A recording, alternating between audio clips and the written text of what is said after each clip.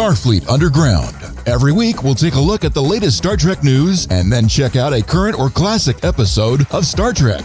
Prodigy is back. Murf accidentally discovers the holodeck, and Dahl discovers the no-win scenario with a familiar cast of characters. Gwen translates and interprets. Rok-Tahk inquires about a photonic grenade for a friend. Murf has gas, and Holo-Janeway has coffee.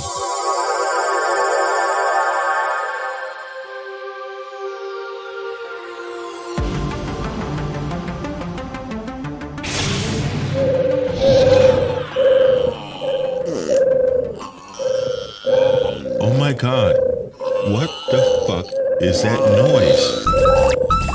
What? You're seriously, the tribbles are all farting and burping in the hall. Okay, all right, we seriously get it. Okay, I think, Stott, I see the light. Looks like we have a situation here, but we can be able to handle it hopefully soon. We're going to mass replicate Pepto-Bismol or some sort of anti-acid.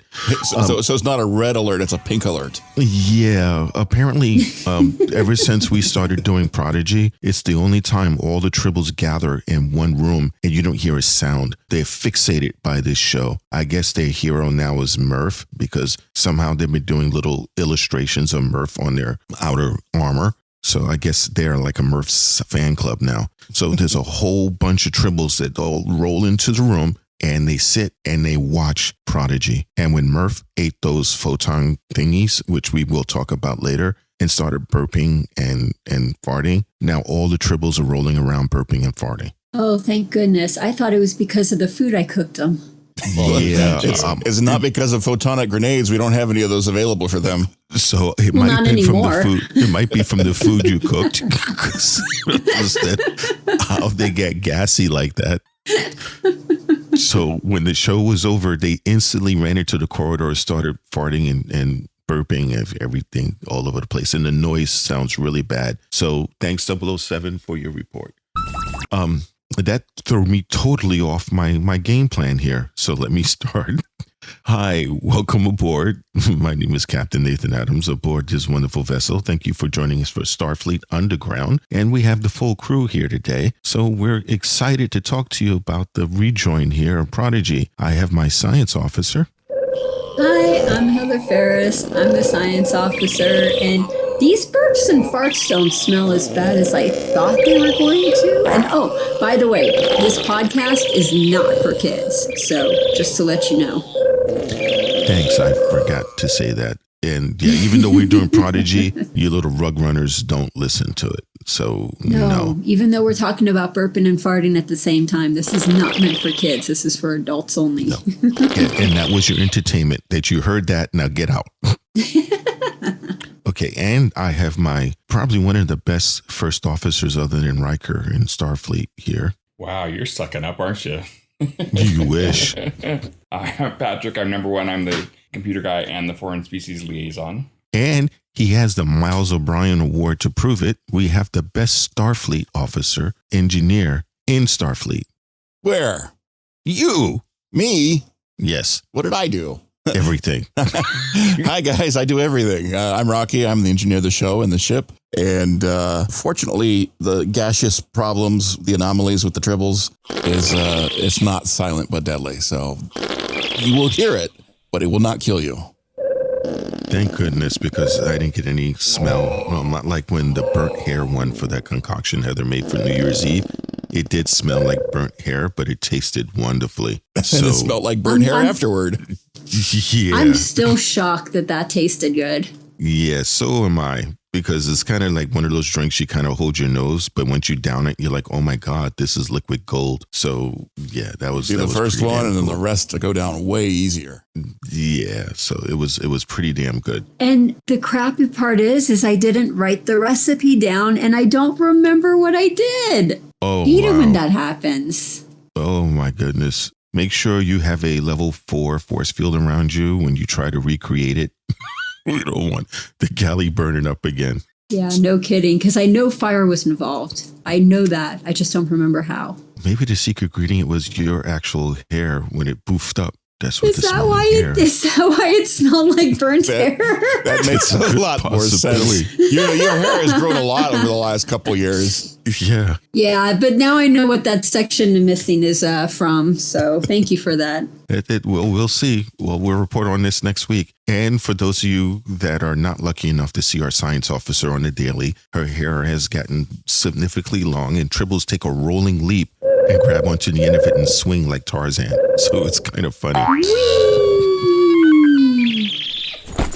We're being brought to you by Section 31. As you saw, they made an appearance last week because my number one here was giving all kinds of spoilers. So it was good to see them, but it's not good to see them. So thank you again. They do take care of us. And when we reach our next 3-year milestone, we're going to ask for a bigger starship. But they don't know that. Oh, damn, they do, because I just said it.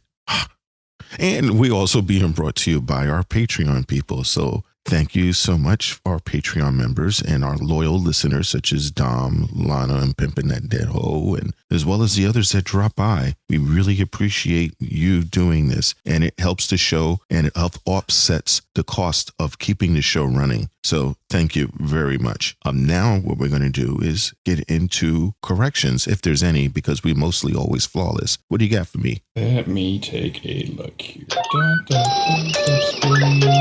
Nope, no messages. We are flawless. Wait. Doc, could you get him out of here? He's beginning to fart. Thank you. Okay. Now, since we're going to jump right into the news, other than we have a ship full of farting tribbles, we'll get the news section here today. What do you got for us, Heather? Well, going from funny to sad, one of our favorite actors on Star Trek, who we all love, Aaron Eisenberg, it was his birthday on January 6, 1969. So I just want to take a moment to remember him.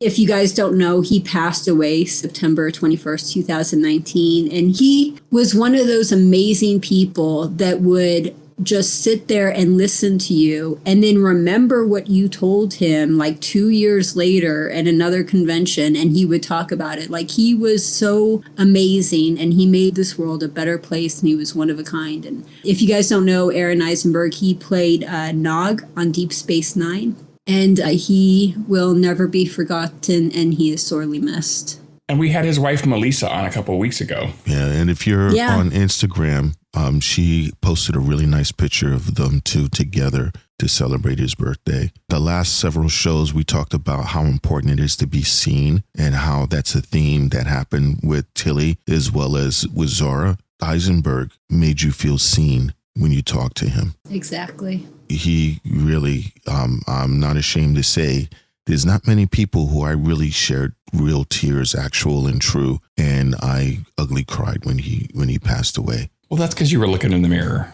No, that wasn't the ugly part. I think you were in the room, but it was really sad. He was a outstanding individual, and the universe is darker without his light. And a Capricorn like me. Hello, Capricorns rule. As well as you drool. Okay. Any other news you have for me, Heather? No, Captain. That was the only one. All right. Well, let's do a little bit of a thing for him, because even though he's here, happy birthday to you. Happy birthday to you. Happy birthday, dear Aaron. Happy birthday to you. Now, that song is always so depressing. Let's do a happy one. Happy birthday, it's Aaron's birthday. Happy birthday to you. Happy, everybody happy. So, yeah. Okay, let's just stop singing. I refrained from singing. Sorry, guys. I got the Tribbles to sing Jingle Bells, and I'm good for the year. I'm sure while he's with the prophets, while he's in the wormhole with the prophets, he's shaking his head, laughing his ass off. And covering his ears. Yes. And if he's dressed as Nog, to substantial ears, so you hear it every misnote. Yep. Okay, number one, what do you have for me? I got two things here. So in the spring of 2022, there's going to be a new Star Trek game released for Xbox, PlayStation, and Epic Games for PCs. It's called Star Trek Resurgence. Ooh. Yeah. It's set in the era shortly after the events of Next Gen. Stationed aboard the USS Resolute, players will assume the roles of two principal characters, First Officer Jara Rydick and engineering crewperson Carter Diaz, as they unravel the sinister mystery involving two alien civilizations on the brink of war. Nice. Yep. And then the other one was that Star Trek Picard has resumed production after 50 crew members came down with COVID after the holiday break. 50? To be fair, they have a crew of like 450 some odd crew members. Yeah. Okay. Was Patrick Stewart was among them? Patrick Stewart was not Patrick among did not them. get COVID. No. Good. Oh, Although good. apparently Whoopi did, but I don't know if it was involvement with the. She had they had a whole video on it on The View.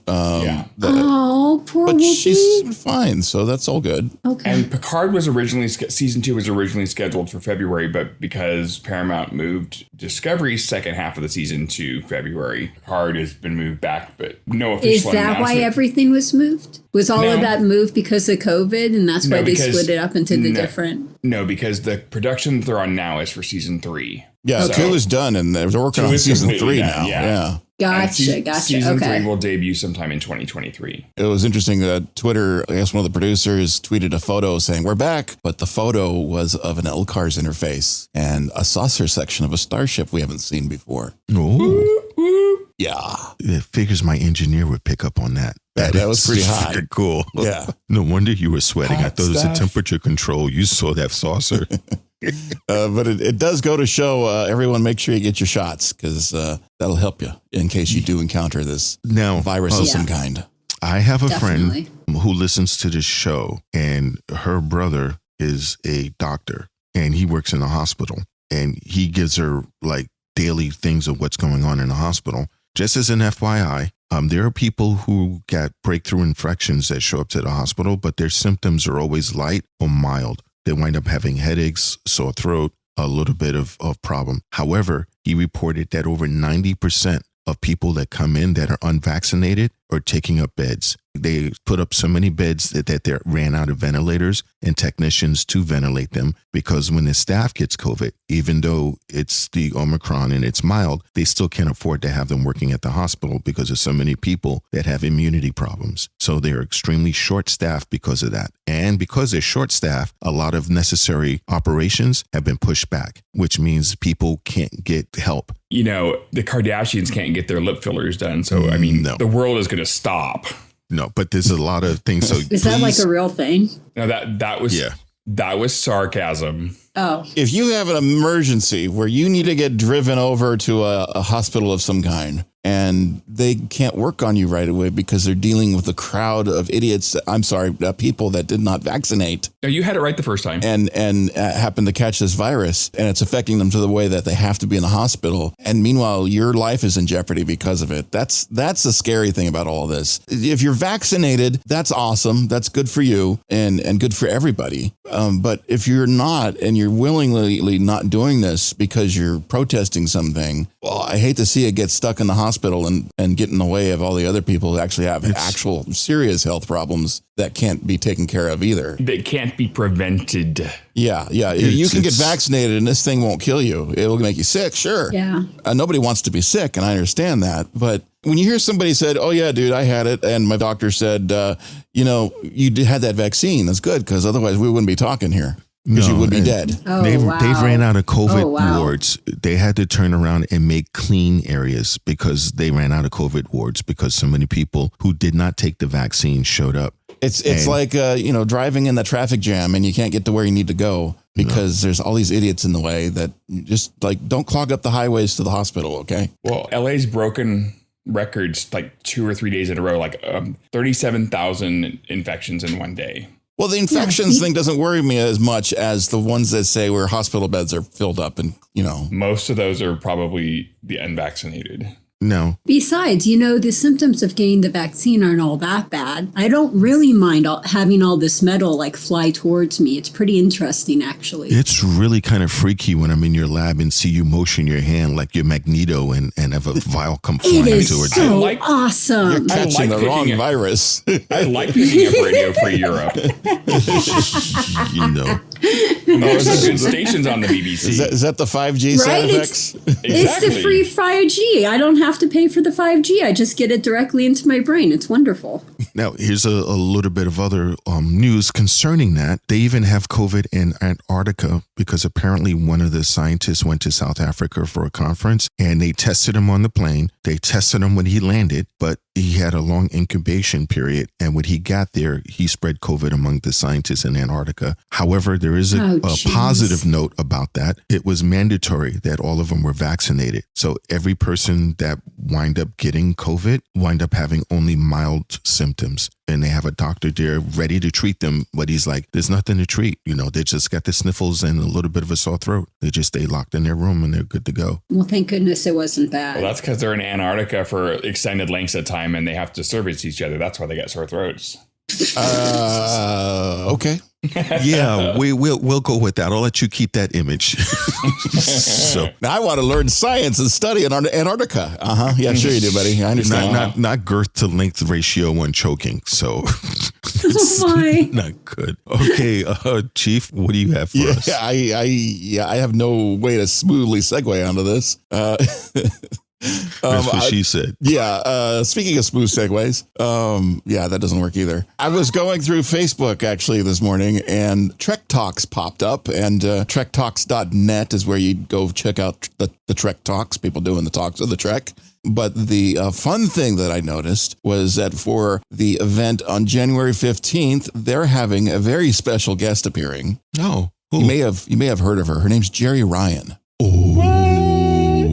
So that sounds really cool. And I guess the Hollywood Food Coalition is doing a big fundraising type deal next week. So this is just one little part of it. But I also would notice just because of that there's one person on Twitter that absolutely, completely loves John Billingsley, Dr. Phlox from Enterprise. He's awesome. Yeah, he is awesome. And he's a character. But she is like a wet sopping mess every time he tweets. And it's just funny to watch that. And I enjoy it. And we appreciate fandom like that very much. But they got involved with one of the charities helping out finding food for people from Hollywood. So I'm just that's like pretty cool. That's a great charity to be involved with. It is. And to help people who are homeless and in need of help. That's awesome. I'm all for this. High fives all around. And apparently a lot of Star Trek actors are involved with this. Yeah, we've had help when we set up a table. Number one and I, we've taken donations for Meals on Wheels as well as Habitat for Humanity, and we've have a number of the celebrities will have donated us items to auction off. I'll let number one even say a couple of the names here to show you the love that they have for those charities. Go ahead, number one. Well, Will Wheaton gave us a signed Star Trek Catan game. Ryan from Golden Apple Comics gave us a Star Trek cookie jar. We've gotten signed photos from Robert Picardo, from Nichelle Nichols, from Jonathan Frakes, just to name a few. And don't forget everybody's loved security officer that was killed by a skin of evil. She gave us stuff too. She gave us stuff also. Tasha Yar? Yeah. Yeah. Yeah, she gave us things also, so it was pretty Denise Crosby. Yes. Denise Crosby, yes. I saw her on, she was on an episode of NCIS the other day. Yeah. That was kind of cool. She's still doing work. Cool. Yeah, it was great. You do know that she's Bing Crosby's granddaughter. Yes. Never heard of him. I'm dreaming of a while. Never heard of that either. Okay, apparently you spend way too much time in the engine there. I'm gonna mandate that you spend some holodeck time watching older films. But as long as you don't start dancing down the hall singing "I'm Singing in the Rain" because we don't have rain on the starship. So unless Rocky engineers it. And besides, that's Gene Kelly, not Bing Crosby. That's true. Well, I want him to see all of them. I know who that was. If Zora is recommending the movies, I have a feeling she only gets like the TBS specials or whatever, the Turner Classics. Yeah, but you get a chance to see Bing Crosby. Like all the Tyler Perry Medea goes to whatever. Oh, I'm not watching those. Yikes. And then you can see Bob Hope also. There you go. Because he worked with Bing Crosby. Now go ahead and correct me. I dare you, because I know I'm right on this. I didn't think so. All right. Any other news you got for me there, Chief? That's it for now. I mean, it's kind of nice to see some Star Trek news coming back at us. This is true. Captain and I can't go to that thing next weekend because we're going to be going to see Coldplay, Imagine Dragons, 21 Pilots, Måneskin, Willow, and a couple other bands. As long as they don't cancel, yes. Looking forward to that. Okay, my news. There's a couple of news articles I know I'm doing too. What? You remember how IDW had a comic that was coming out on Grudge the Cat? Mm-hmm. Well, they're deciding to do a Klingon one-shot comic, and it's going to examine the rise of Kahless, the Unforgettable. So that will be interesting for people. I mean, if you're going to do a one-shot on a Klingon, that's probably the one to do it with. Yeah, so everybody that's looks. Interesting. You know who Kahless? Don't even try. That's a bad joke on there. Klingons in our audience are not appreciating your humor, sir. Well, he said it was Kahless the Unforgettable. I said, who? Yeah. But they're not going to like it, especially after all the time you spent with them. Your joke has new honor. Now that's I never funny. said he did. That's funny. That would be funny. Oh my God. Okay. Also, another bit of a news article I'm going to have. I'm sure if you're a Star Trek fan, you've seen this guy's YouTube video where he turned his entire basement into a starship. I mean, literally transporter pad, doors that open, communication that goes throughout the whole basement, his viewing room, everything. So he decided to make a short film. And the movie, well, if you can loosely call it that, it's about 73 seconds long. But it brings some a little drama and protocol to it. So it's pretty cool. Is that on YouTube? Yes, it is. In fact, I'll even give the link out for everyone. I take pisses that are longer than 73 seconds. Yeah, you do. You actually burp longer than 73 seconds. Right? Seriously. I mean, come on. All that Romulan ale was not good for you. Doc, no. Tell the Tribbles that it's not a challenge to fart for 73 seconds. No, we do not want them farting for that long. Do it. Oh, God. Please. The sound effect I'm going to have to create for this. The Tribbles think that they're gaseous clay. Oh, my God. So that was all of our news section. And normally we bring in and talk with our guests, but we are the guest. So, yay. We're going to talk about the first episode of Prodigy, and it was really, in my opinion, awesome. It's the 6th episode, but okay, well, the first episode of the Rejoiner was 6th episode. So let's go ahead and go over the show. Okay, so Star Trek Prodigy, Season 1, Episode 6, Kobayashi.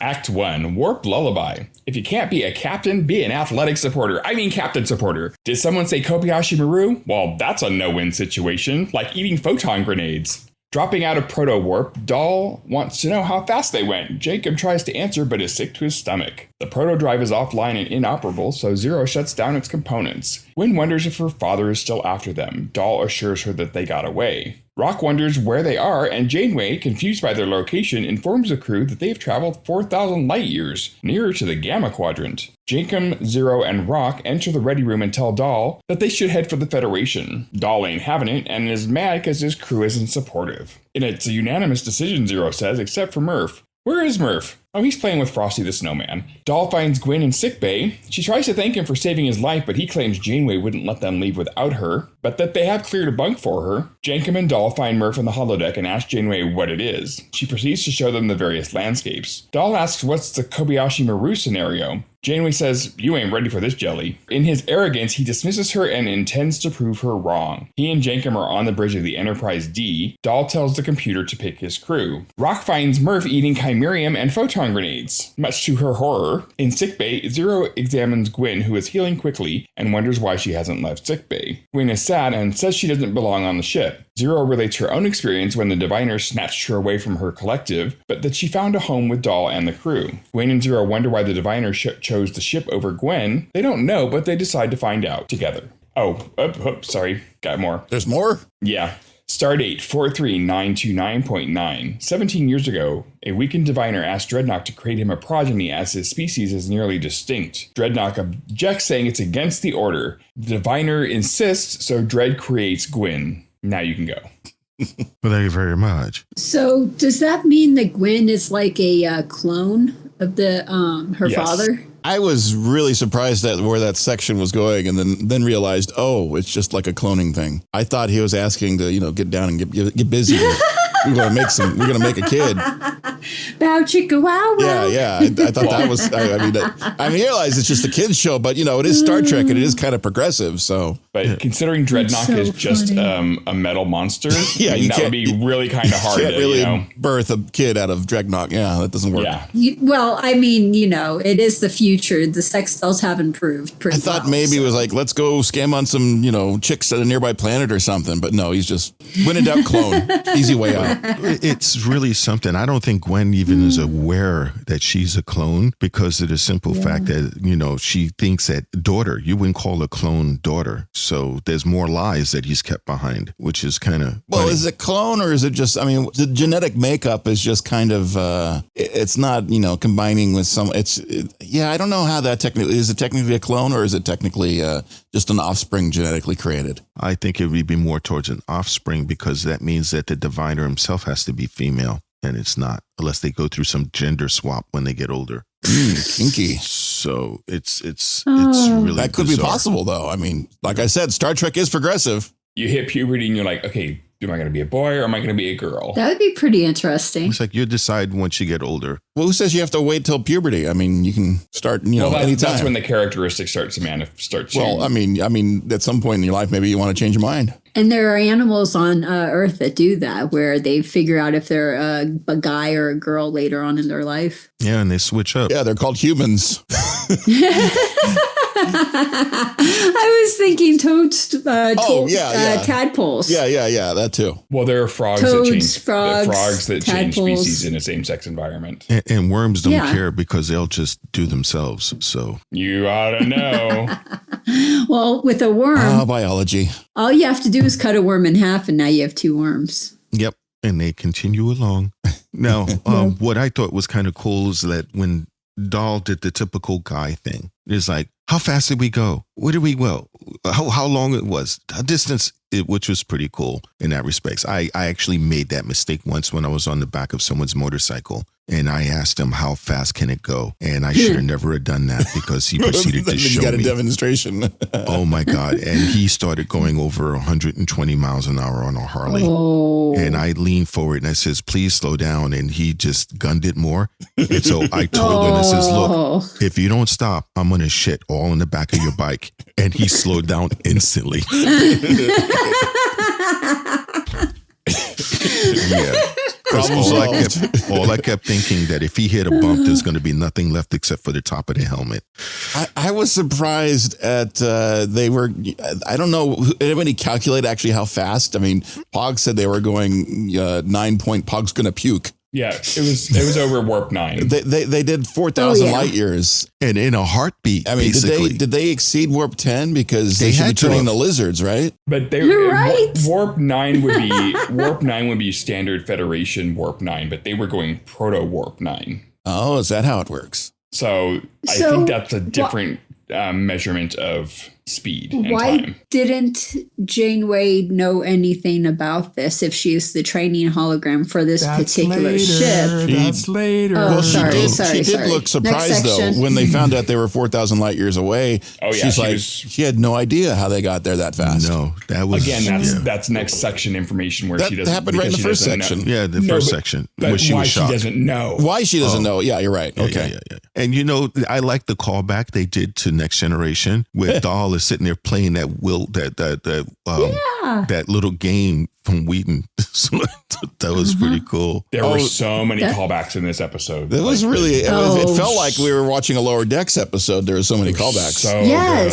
There were so many Easter eggs, and the episode that you're talking about, Captain, is the game, the Next Generation, the game. Did you say Keister eggs or Easter eggs? Easter eggs. No, Okay. Well, Patrick gets all excited when you say Keister eggs because he's supposed to be getting a shipment of those. Oh.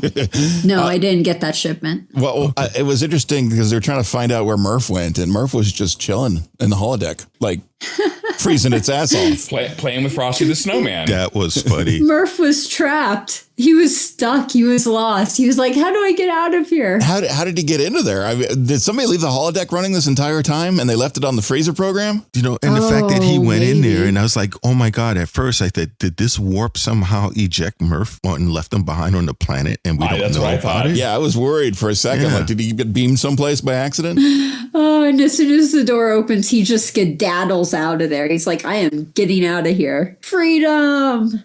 There's no warmth. I thought that was really funny. And we still see that Dahl is, for whatever reason, is scared to death of the Federation because they said, like, we want to join. And he's like, no, we're not going to join. Well, He's he's like, afraid they're going to lock him up again. He's really afraid of that.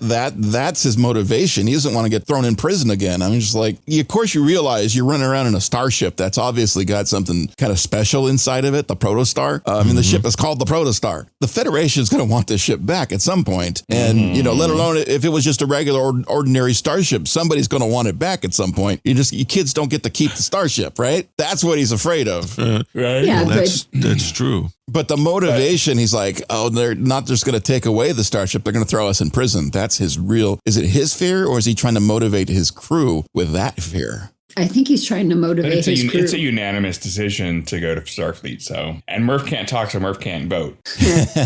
I'd give him one of those dog things. Well, Murf was busy. Yeah. Give him one of those dog things when he gets tapped. Hungry, want, food, pet. You know, those things where they show that you can teach a dog or a cat to talk with and buttons. then Dahl was being such a dick when he was with Gwen. He's like, oh, yeah, well, Janeway wouldn't let us leave you behind. So. I really was disappointed when he started saying that shit because That we were was so harsh. happy at the end of the last episode where he had actually saved her, brought her. It was so happy. It was like hugs all around. We've got a new friend finally. We broke the barrier that was Dahl's stubborn bonehead. But no, it grew right back because there he was again saying, oh, Janeway forced us to go pick you up. I mean, like, dude, don't be such a dick. That was so mean. I think that's his way of like keeping people at a distance. Well, it's working for me. Yeah. He's an asshole.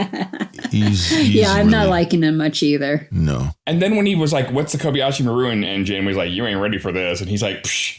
Oh, she was purposely goading him on to do it. She was like, manipulating him and like trying to get him to do it. That was very interesting because that was definitely a motivated response that Janeway says, oh yeah, you can't handle this. You'd never be good enough for this. Yeah, try these kid games. Here's this kid game. Here, play this. Play This the is cone more and your disc speed. thing. That's more your speed. Yeah, that's like you can play with the light bright. You can't play with the computer. Seriously. Yeah, exactly. In his arrogance, he's like, well, I'm going to prove you wrong. And, as we'll see later. That I thought was, again, I love the callback they did to everything. Yeah, and it was so funny when they found the holodeck because it's like, oh, look, the kids found the video game console. It was kind of cool. I think this section is when he decides he's going to do it anyway. And they put the Enterprise D bridge. Yeah. The bridge shows up. They choose the bridge. Yeah, so I thought that was kind of cool seeing the bridge and also in the holodeck where they had Janeway's, where she had her secret affair in the Victorian era. Oh, Jane Eyre. Oh, Yeah. you mean from Jane that Eyre. game? Yeah. Yeah, from her holodeck program. That was kind of her speed. And the character goes, oh, Mr. Boggy. Well, and none of that would have mattered if Murphy eaten freaking photon grenades in Chimerium. Like, That hello. was wild. I mean, and to see the look on Rok-Tahk's face was... Oh, that was hilarious. No, It's no, like, no, that's not food. Spit it out. Like, drop it. If he's going to town. It's not working. It's like that whole going to blow up the whole protostar. Anyone who has a dog knows when you tell the dog, no, drop it, they just eat it faster. Yeah, they do. And the Tribbles are the same way.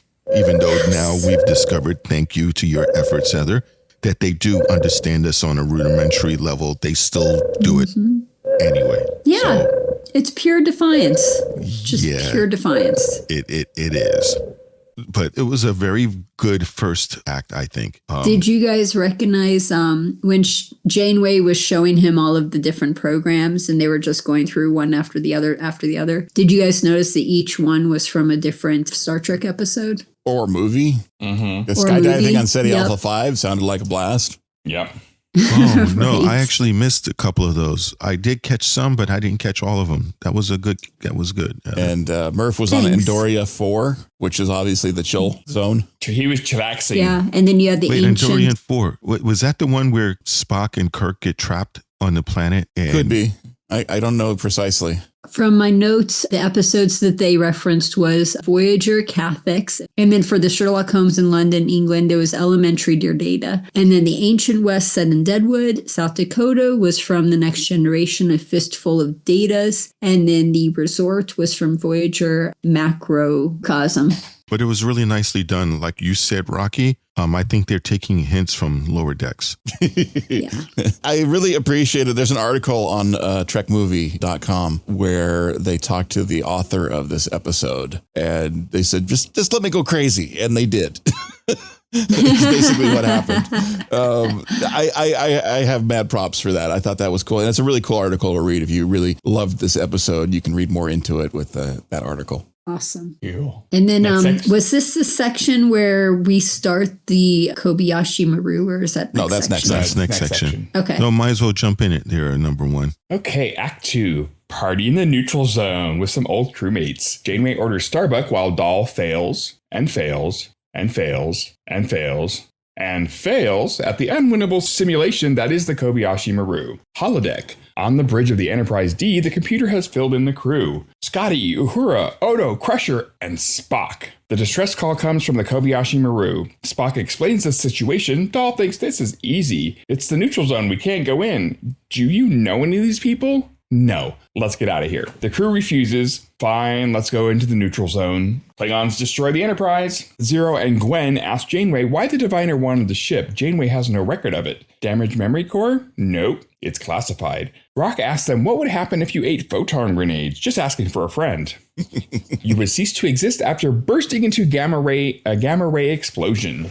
Dahl keeps failing the simulation. 105 failures before Dahl kicks Jankum out of the holodeck. Murf burps up a photon grenade as it explodes inside him. Gwen found the encrypted data. It's in her native language. Janeway sips her coffee, and Gwen gets access to the data. This, again, was a callback on other episodes, which I thought was pretty cool. I almost screamed like a little girl when Yeah, it was really awesome. I must admit, the sight of the Enterprise D bridge would have blown me the fuck away, except I saw it in the teaser when we watched last week's Ready Room, which blew me away when I saw it then. I was like, oh my God. And then they did it this time. And I can only imagine the feeling that everyone must have had when they saw it for the first time if they didn't see the sneak Ready Room.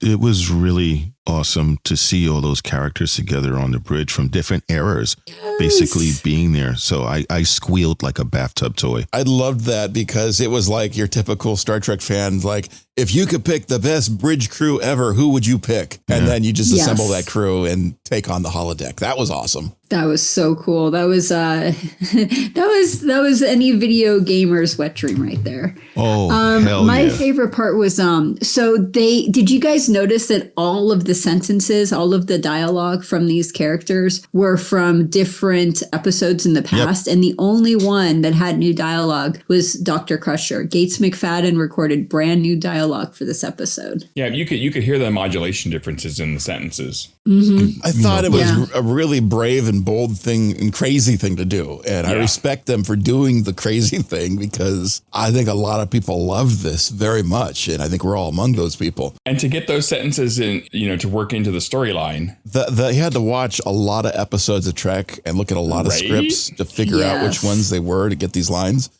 We've all seen the videos where on like YouTube where they do Christmas carols using the lines of various different shows. That's pretty awesome. And I've seen compilation videos where they compile together all these some kind of quotes. That's awesome stuff too. But they actually take and go find dialogue, not just from one show, but all of the shows, including the movies, and slip them together and rework them. I mean, it's one thing to rework a sound effect from Star Trek, hence like a one of those.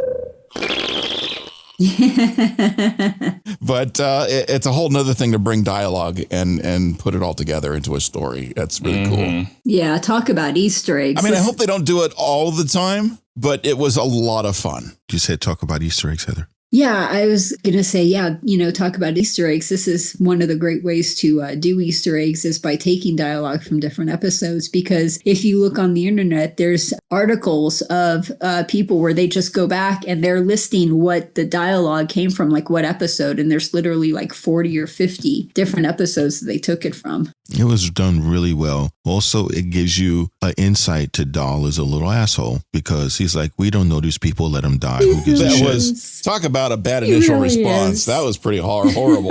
Oh my God. Uhura was like, we ain't having it. No, sir. Mm-hmm. Yeah. It's like, what if you just said, let's just run and go home. This is what your crew would do. You know, and even Jacob Pog was going, mutiny, mutiny, mutiny. Yeah, he was all excited. Yeah. That's the kind of guy you want with you to play the video game. It was like, oh yeah, well, I'll shoot at you too. Friendly fire. Yep. Because that was, he was being a real asshole. It's like, that's a neutral zone. We're not supposed to go in. So we're out of here. First course, come on. It's supposed to be the hardest simulation possible. And he thought it was that easy. It's so disturbing that it was like, there's 87 lives. They're losing shields and losing power and they're in the neutral zone. This week, I gotta go save them, right? And he's like, anybody know these people personally? Let's get the fuck out of here. Mm-hmm. And I counted almost 105 failures before Dahl kicked Jankum off the holodeck. 105. Wow. He pulled a Boimler right there. Oh my God. Repeating the same test over and over again. When you get obsessed and try to pass that one level of the video game and you keep going at it and it's like you're bashing your head against the wall trying to beat it. That's exactly what he was. I did like his tenacity. I've got to say that was a positive trait for him. That's how I was with Sonic the Hedgehog back in the day, trying to get past a certain level. I was just like, I just kept failing, and I would play it for hours trying to get past it. Oh my God. If you guys ever get a chance, okay, we're talking video games. If you guys ever get a chance, play Super Meat Boy. That game right there describes what he went through. Because you were literally, I had that game on for 3 days. For 3 days trying to beat one level on the hard mode. Like that was a difficult game near the end. It's always hard.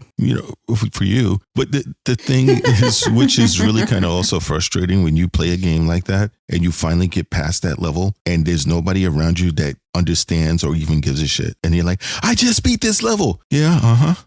So what? Yep. It's like, but you don't get it. Took me 3 days. 3 days. Wow. That was really nice. Or I had to go to school, Yeah. 36 hours straight it took me.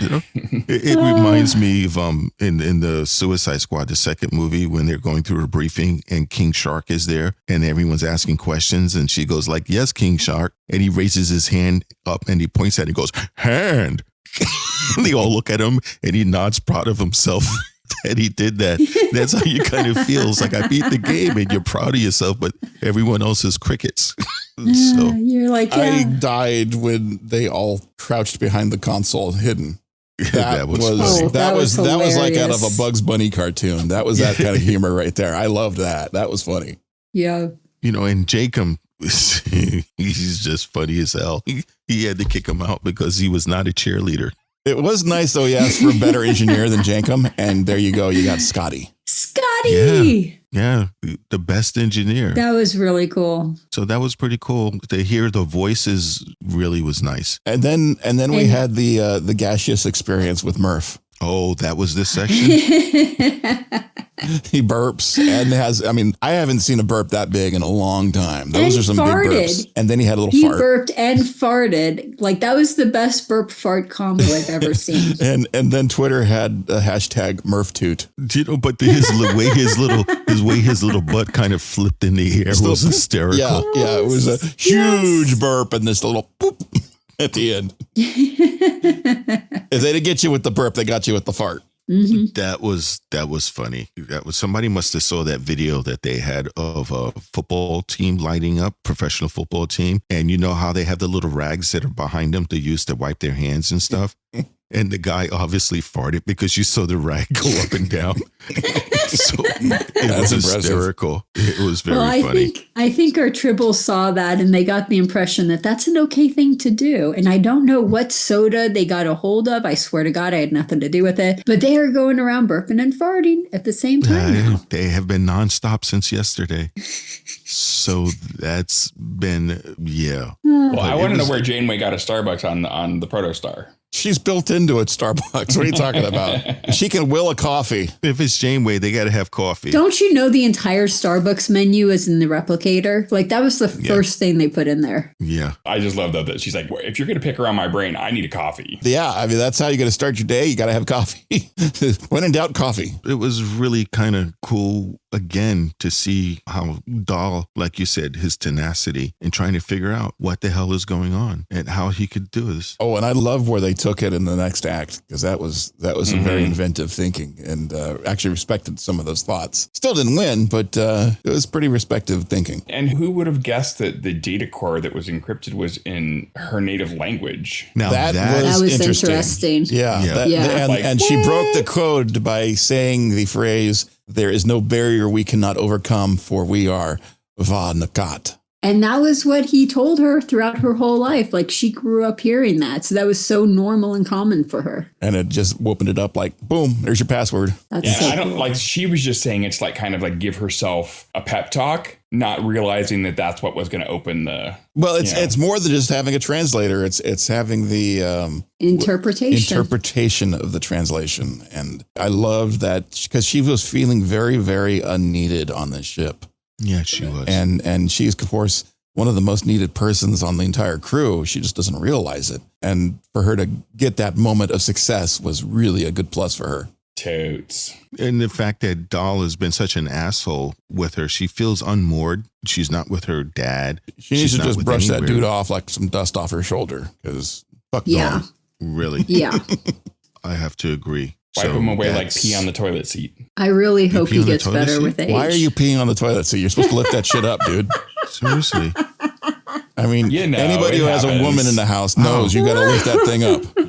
Yeah. And if I actually leave it down, it hits the water. So, This is why I commissioned for my own bathroom and bathtub. yeah. And you see, I gave it to you. So, Yes. Thank you. I was so happy with that. Thank you. Thank you. quite well, even though tubs are kind of cool, Archaic. because actually you're When the gravity's taking a on, bath. it's awesome.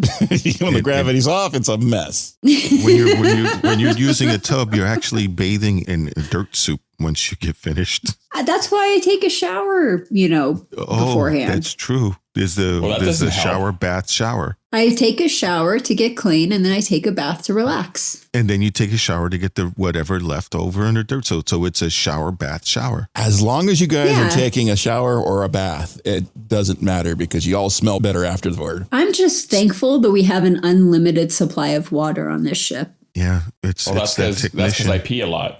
No, and also It's all we get some of that recycled. technology. We know it's all recycled. No, we also And get boy, some of you that could technology imagine- from Dune. where the air is going to be recycled from all our tribbles.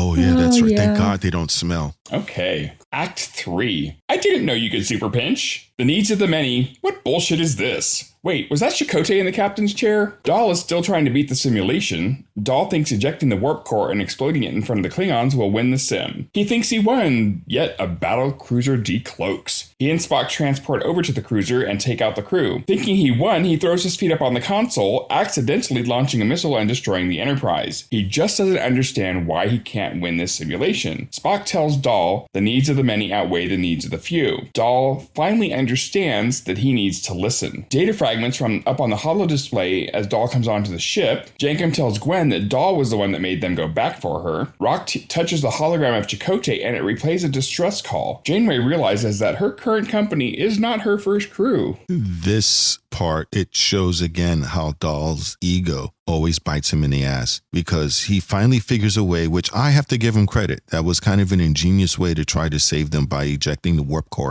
I love how all out he went. And he succeeds, and then he has to face wave 2, and he doesn't realize there's going to be a second wave, and then he loses again, and then somehow he gets his ass beamed over. I just thought that was awesome. And then Spock goes ninja on Klingons, Vulcan ninja with nerve pinches that no one expects coming.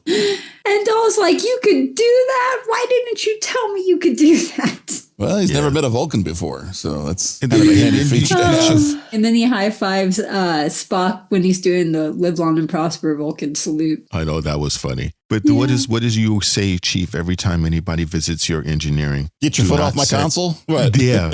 Don't set your coffee cups or anything on the console, and don't put your feet up on anything. And what does he do? He puts his feet up on the console He photons the Enterprise from that. I talk about not being able to win. That was hilarious. Like he won, and then he screwed himself. Yeah, he won. He actually beat the simulation. And the simulation says, no, he didn't. Boom. That was funny. He should have just took the win. He killed all of our favorite characters. He's a murderer. When he was getting psyched up to do this very last mission, did you guys know what song he was playing? He was playing a song over the speakers. Well, it was weird. I thought it was something that changed. I thought it was old school. It was AC/DC, but it was AC/DC. But what was the song? Thunderstruck. Thunderstruck. Oh yeah, that's right. Thunderstruck by AC/DC. He's that old was school. Pretty cool. Yeah, very old. I was thinking for a minute it was Thunderfuck, Alaska Thunderfuck. Now I just love that was his solution is to put the Klingons on hold when they get there and hit them with the rock music or the hold music. So I thought it was kind of classy. You know, we can't deal with you. We'll put you on hold and rock you out. This is the same solution Captain Kirk used to defeat Krall's swarm by drowning out the communications with a Beastie Boys song, Sabotage, in Star Trek Beyond. Mm-hmm. Yeah, because they couldn't communicate as a hive mind. Yeah, that was pretty cool. Like I said, we can't communicate as four. So, I mean, you know. They really got a bunch of people together from lower decks to compose this. It was nicely done. And I'm glad that they told Gwen that Dahl was the one that said to go back for you. Yeah, she got all little happy and a little like wet in her little spot. Oh, geez. You mean her hair? Yes. Oh, okay. But it was pretty cool, you know. I thought that was nice that they let her know. I was also appreciating that Dahl got another lesson, like the whole idea of going through the Kobayashi Maru and getting the no-win scenario, but he also got a lesson out of it from Spock. He said the needs of the many versus the needs of the few, and put your crew first, dummy. I mean, that was kind of... That's what Jenkins told him earlier. Is like, you need to listen to your crew. It didn't get through his head till he finished the whole thing. It was like, my crew is an asset. You need to use your crew. I thought the lesson of the episode was know the goal of the game before playing it. I thought it was just when in doubt, crank it to 11. You know, spoken like a gamer. I love it.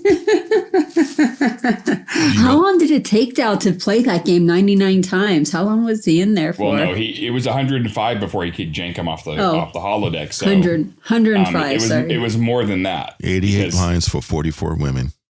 I love that song. Yeah, it was pretty cool. I really like the fact that it finally got into his thick, big-eared head that he needs to listen, you know? And it shows again what Spock said. I thought was a dig at Kirk. So I really laughed because he said, you remind me of another captain in the Enterprise. And it's like the whole thing on Star Trek, the original series, is like, Spock, should we do the thing? No, Captain, we should not do the thing. Kirk, we're going to do the thing. We're doing the thing. So that's been pretty funny. So yeah, that was cool, which is kind of an inkling to show that Dahl has the potential to be a really good captain if he gets rid of all his assholeness and grows up. It's going to take a while. Or he'll just become another Kirk. Yeah, well, he hasn't been a womanizer because he hasn't attempted to tap Gwen. So he's got to hit puberty first. He's not old enough yet. Yeah. His testicles probably haven't dropped. You think he's an asshole now? Just wait till he gets older. Yeah, just wait till he hits puberty. To wait until he looks at Murf and starts looking at him thoughtfully going, are you soft and everywhere? Gross. Oh, no. That's disturbing, sir. Why did you think of that? Very disturbing. I can't get that out of my head now. And then Murf would probably go, Murf is a blow-up doll. That doesn't help, guys. This is not helping. Okay, so at the very end of this episode, when they see Chakotay, Captain Chakotay, that's freaking cool. So Captain Chakotay was the captain of the Protostar. Is that right? Yeah. So we're basically going to find out what happened to Chakotay. Yeah, and right now they just made him an epic fail because he lost the ship. So we got to see why before we judge on if he was a fail. Rude. It was interesting though that Janeway was like, you guys weren't my first crew apparently. Well, yeah, Voyager. Yeah. It's obvious. It's obvious something's been tampered with. And the way that we flashed back to 17 years ago was interesting. When you try to line up your timeline. For everyone following along at home with their Star Trek timeline, good luck with that one. So now we know Gwen is 17. Now, this is also, which I thought was really important. There was a line here that I wrote down. You can write? I paraphrased it. Yes, I paraphrased it. It wasn't something dirty about Murf? No, it was about when Gwen was feeling, she's like, why would you need me? You have the ship and the translators can do everything. And basically what it is like, well, you know what? It's the interpretation, not just the translation.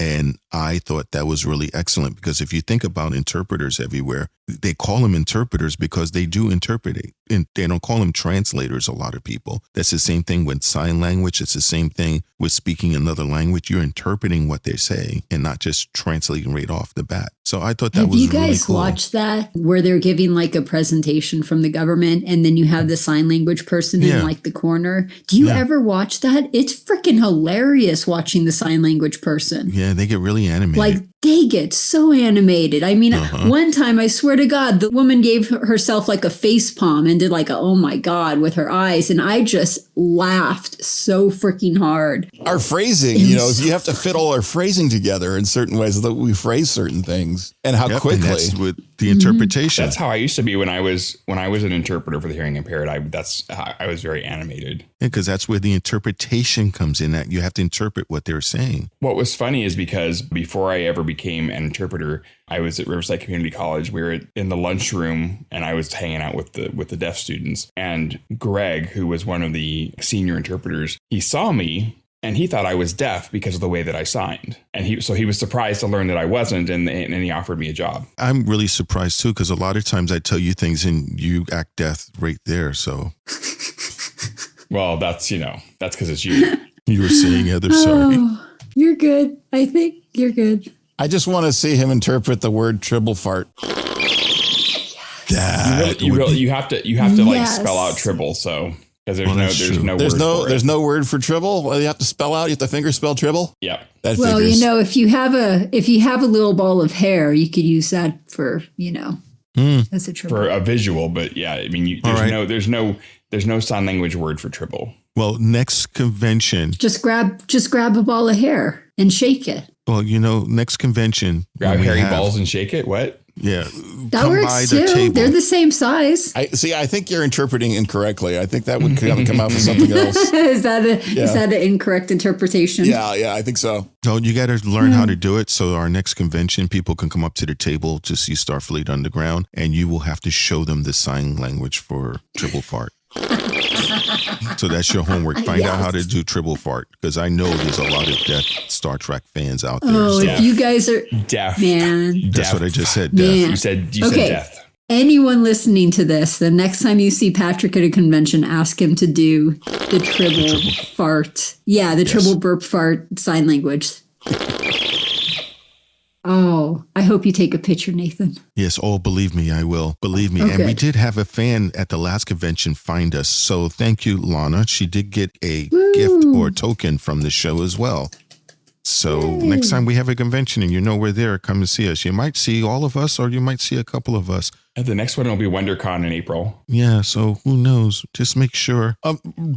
Anything else anybody wants to say about the show before we start wrapping it up? Nope. Okay, well, here comes the next favorite part. Heather, on your wonderful scale of 1 to 10, what would you give this? Ooh, I would give this an 8.5. No, I'd give this a 9. This was just fantastic. This was a great episode. I love the Easter eggs. I love the callbacks. It was just a fantastic episode. So I give it a 9. I really like that. How about you there, number one? What would you give it? Yeah, I'll give it a 9. You'd give it a 9 as well? It had all the right moving parts and throwbacks and callbacks. And, it just was like, it made me squee.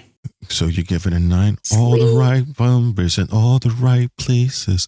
How about you, Chief? What would you give it? I would give it a 9 too. I was enjoying it. It was a little gimmicky, but I was enjoying the gimmick, and they didn't overdo it. I have a fear that they're going to come back into the holodeck every once in a while and revisit old crew all the time. And I'm hoping they don't totally do that. But for this episode, that was a lot of fun. And then we got a lot of good detail on the little nitty gritty stuff, how did Gwen come about, and Chakotay, Captain Chakotay at the end was just like a big deal. So that was cool. So I'm a 9. Very cool. I would have given it a 10, except Doll an asshole. So I'm going to give it a 9. Yeah. he really irritates the shit out of me. Yeah, until he gets his it would have act gotten together. a higher rating if he didn't revert so right at the beginning like that. That was fucked up. Yeah. It was, but I did give it a 9. Plus, I like Gwen's little bashful smile she gave when he told him that, Jacob told us, we went back for you because he said so. Ooh, one last thing before we go.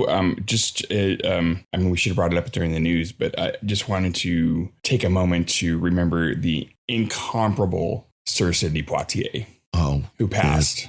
That should have been the news. I guess that slipped past our censors because he was never in Trek. But yeah, the depth and breadth of his acting from To Serve with Love all the way to Incredible Mr. Tibbs. Yeah, I grew or was it up. Incredible Mr. Tibbs? Yep. No, it was growing up. That was a line we used to say back and forth all the time when that movie came out. They call me Mr. Tibbs. That's it. Yeah. So it was, you understand, back in the 70s, there was still predominant a lot of racism going on. And he was with a white police officer investigating a murder. And the guy was trying to call him boy. And he reminded him that, they call me Mr. Tibbs. And the guy had acted up and he slapped the shit out of him. The whole theater just went crazy when he slapped the guy.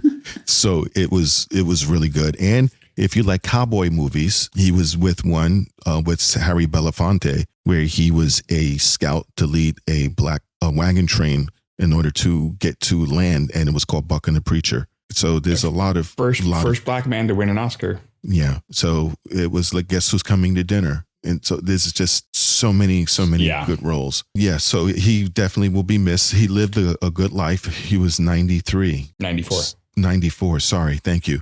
He was 94 years old. So we lost Betty White and we lost him. I'm sure they're going to be partying together. So thanks everybody for joining us. We always have a good time with you guys here. And I feel honored that I have like the best crew in Starfleet. And that's my facts and I'm sticking with it. So thank you again, Chief, for all the work you do on board the vessel, for keeping us running and all the specialties you do behind the scene. Your skill is transparent. People hear it and they don't realize the amount of work it takes for you to do it, but I do. So thank you for that. Aluminum.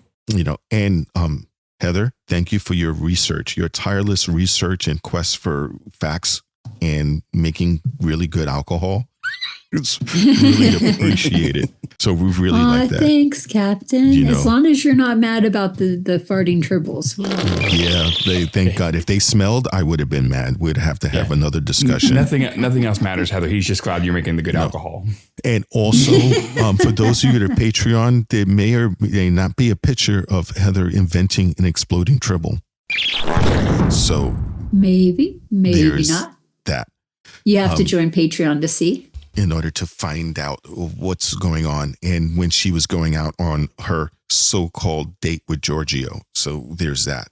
My number one, you are indeed my number one. You've been you went from my commanding officer to a friend to a number one slot. And your tireless dedication to be able to correct the facts and to always make sure things are good is awesome and perfect. So I really appreciate your friendship and your dedication to duty. Don't get all sappy on me, you big fool. This is the beginning of the year. I say it once, you won't hear it again. So starting off the new year correctly. So thanks everyone for joining us. Please, if you haven't been vaccinated, get vaccinated. And if you're scared of getting the superpowers, don't be, because being able to do like Heather does and grab stuff from across the room is friggin' awesome. Also, and little Radio known fact. Free Europe has some good stations, man. Yeah, a little known fact. If you get the vaccine, it scrambles radio waves. You can get in the carpool lane and the cameras can't take pictures of you. So you'll be. That's not true. So don't do it. It's not true. Right. So It's out there. So it's really I'll cool. send you a nice ticket. No, so yeah, and it scrambles the photo. They can't take pictures of you and everything. They take so really good pictures, considering. So It scrambles your brain, apparently. So it's awesome. So get the vaccine just for that. And plus, if you get the vaccine because your job mandated, just take water, pour a gallon of Censored by Section 31.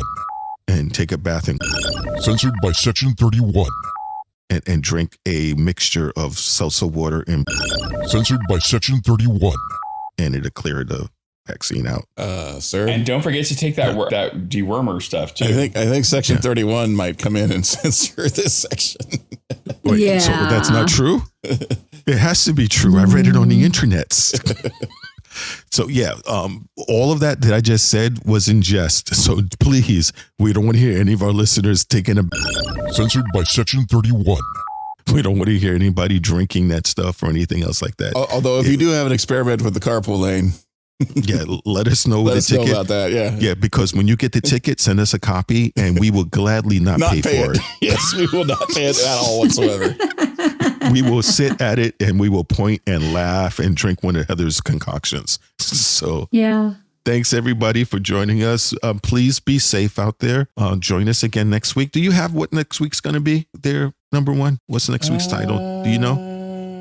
No, next week's episode is not listed. It's not an IMDb, and Memory Alpha doesn't have a name for it either. So no, not yet. But it's on my birthday. Oh, that's right. Your birthday's coming up. Anybody who wants to send Patrick a birthday present, just go ahead and join Patreon. That would be a present enough for him. Happy birthday. So yeah, so we'll wish on that. So happy birthday. It's finally, you get to be legal to drink on Risa. Ha.